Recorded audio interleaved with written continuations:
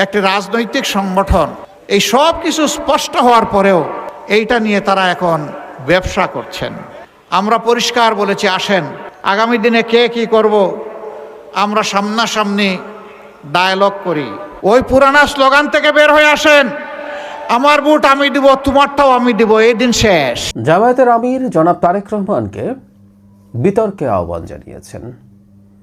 তারেক রহমানের নাম তিনি বলেননি, অপোনেন্টস বলেছেন। সো আমরা বুঝতে পারি এই নির্বাচনী ক্যাম্পেইনে দুই দলের দুই প্রধান কেউ কারো ব্যক্তিগতভাবে নাম নিচ্ছেন না, এমনকি দলের নামও নিচ্ছেন না।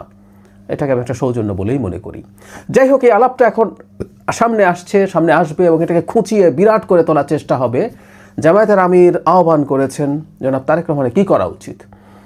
তিনি যদি সেটা ডিক্লাইন করেন, আমি মনে করি এটা যে ডিক্লাইন করতে হবে সেটা জনাব তারেক রহমান জানেন। কেন ডিক্লাইন করতে হবে সেই জায়গায় আসছি। এটাকে নিয়েও জল ঘোলা করার চেষ্টা হতে পারে, তাই অগ্রিম কয়েকটা কথা বলে রাখা জরুরি। এই আহ্বানে কি জনাব তারেক রহমানের সাড়া দেওয়া উচিত? তারও আগে বলি, হ্যাঁ, এই ধরনের বিতর্কের চর্চা আছে। আমেরিকার প্রেসিডেন্সিয়াল ডিবেট আমরা দেখেছি, এবং অনেক দেশে যেখানে পার্লামেন্টারি সিস্টেম আছে সেখানেও টেন্টেটিভ যিনি প্রধানমন্ত্রী হতে পারেন তিনি তারা ডিবেটে আসেন। মানে পার্লামেন্টারি সিস্টেমের ব্যাপারটা একটু আলাদা একটা কারণে। সেটা হচ্ছে প্রেসিডেন্সিয়াল ডিবেটে কারা কারা প্রেসিডেন্ট নির্বাচন করছেন এটা নিশ্চিত থাকে। পার্লামেন্টারি সিস্টেমে যেটা হয় যে আগে নির্বাচনটা হবে, পার্লামেন্টারিয়ানরা নির্বাচিত হবেন। আমরা ধরে নিলাম বিএনপি জিতলো বা জামায়াত জিতলো, যেই জিতুক, হতে তো পারে, টেকনিক্যালি বলছি। বিএনপির যে সংসদীয় দল তার মধ্যে কেউ না কেউ আরও সমর্থন চাইতে পারেন যে আমি প্রধানমন্ত্রী পদে থাকবো। সেই কারণে এটা সবসময় যে শতভাগ নিশ্চিত থাকে তা না। তারপরও দলের প্রধানরা ডিবেট করেন, আমরা ব্রিটেনে দেখেছি এটা হয়। এখন জনাব তারেক রহমানের কি এই প্রস্তাব গ্রহণ করা উচিত কিনা? উত্তর হচ্ছে কোনোভাবেই না। মানে জনাব তারেক রহমান শফিকুর রহমানের সাথে একই স্টেজে ডিবেট করবেন। জনাব শফিকুর রহমানকে সে জায়গাটা দিয়ে দেবেন যে তিনি তারেক রহমানের যোগ্য অপোনেন্ট। কোনোভাবেই সেটা হয়েছে বলে আমি মনে করি না।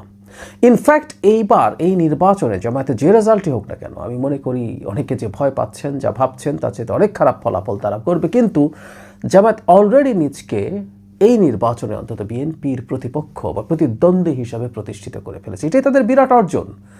আওয়ামী লীগ থাকলে জামাত এই জায়গায় কোনোভাবেই যেতে পারতো না। আওয়ামী লীগকে নিষিদ্ধ করার পেছনে এই রাজনীতিটাও খুব সিরিয়াসলি ছিল বলে আমি বিশ্বাস করি। আওয়ামী লীগ থাকলে, আমি আবারও বলছি, লড়াই বিএনপি আওয়ামী লীগের মধ্যেই আলোচনা বেশি হতো, জামাত সেখানে খুব বড় ফ্যাক্টর থাকতো না। কিন্তু অলরেডি তারা সেটা দল হিসাবে অর্জন করেছে, যদিও ভীষণ ভীষণ দুর্বল। এই ভীষণ দুর্বলতার কারণেই আমিরের সাথে ডিবেট করে তাকে জাতে তোলার কোনো দরকার জনাব তারেক রহমানের আছে বলে আমি মনে করি। এটা তিনি নিজেও খুব ভালোভাবেই বুঝবেন। আমরা যে কথাটা ধারণা করছিলাম, যেটা বলছিলাম, এটাকে কেন্দ্র করে কেউ কেউ বলার চেষ্টা করবেন যে তারেক রহমান যথেষ্ট যোগ্য নন, যথেষ্ট কনফিডেন্ট নন, সেই কারণেই তিনি শফিকুর রহমানের সাথে ডিবেট করছেন না, তিনি ভয় পেয়েছেন তাই যাননি। আমরা আগে থেকেই জানি এই কথাগুলো বলা হবে। সে কারণে আমাদের একটু বলে রাখা দরকার যে কাউকে ওই প্ল্যাটফর্মটা দেওয়ার কোনো দরকার নেই, সেই জায়গাটা দেওয়ার দরকার নেই।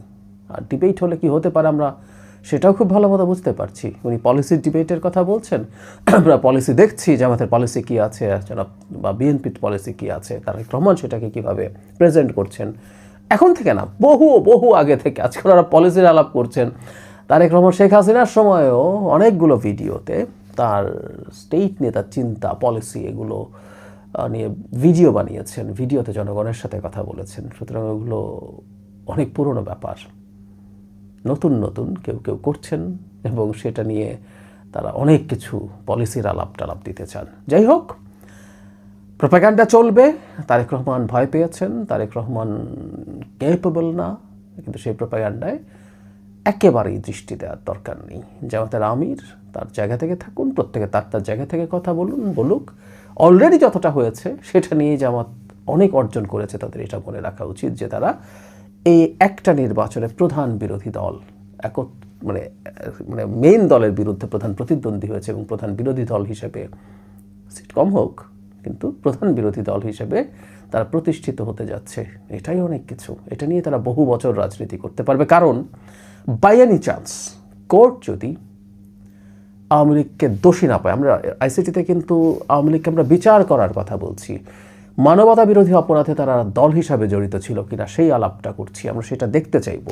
কোর্ট যদি দেখে তারা জড়িত ছিল না, আমি তাত্ত্বিকভাবে বলছি, সেই ক্ষেত্রে আওয়ামী লীগ যদি আবার ফেরত আসে, জামায়াতের এই সুদিনও শেষ হয়ে যাবে। সুতরাং তারা এই সময়টা উপভোগ করুক আপাতত।